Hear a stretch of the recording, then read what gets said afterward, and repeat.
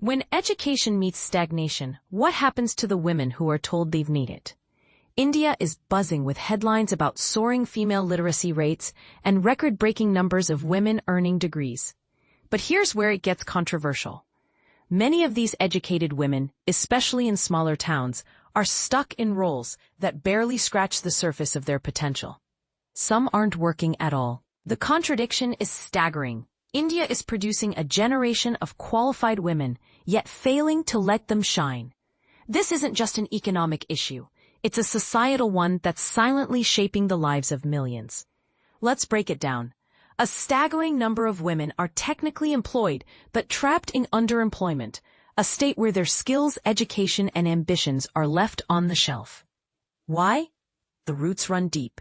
The motherhood penalty that penalizes career breaks, geographic barriers that limit job access, and the unshakable grip of traditional gender roles. These aren't just abstract concepts. They're the invisible chains that dictate when a woman can work, how she's paid, and whether her contributions are even valued. Recent data from the Periodic Labor Force Survey paints a misleading picture. Women's employment rates jumped from 22% in 2017 to 40.3% by 2023 to 24. But here's the catch. These numbers ignore quality. A PhD graduate working as a clerk or an MBA teaching middle schoolers both count as employed. But neither reflects the potential they were trained for.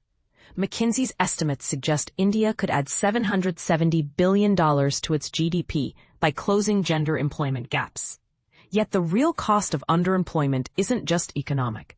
My research, presented at a major psychology conference, reveals that 2/3 of underemployed women report lower well-being than unemployed women. Sufficiently employed women, on the other hand, consistently thrive. Why?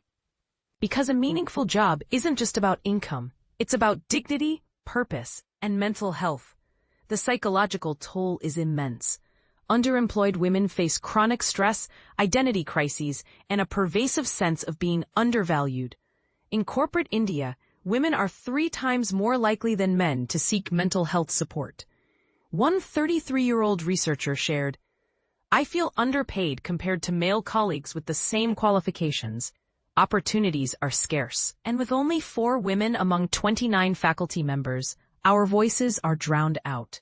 And this is the part most people miss. The problem isn't just about jobs.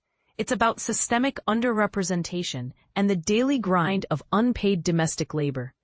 The 2024 Time Use Survey shows women aged 15 to 59 spend nearly 5 hours daily on unpaid chores, 3 hours more than men. Imagine if even a fraction of that burden were shared. It could unlock doors for millions.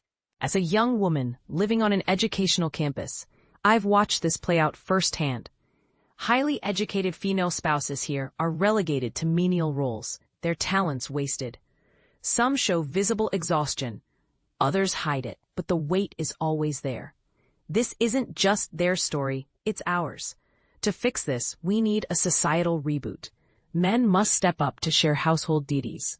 Employers must create policies that support women returning from maternity leave. Pay equity and fair promotions aren't perks, they're rights. And here's the uncomfortable truth. Progress won't come from policy alone. It requires a mindset shift. Are we ready to challenge the idea that women's roles should always come second?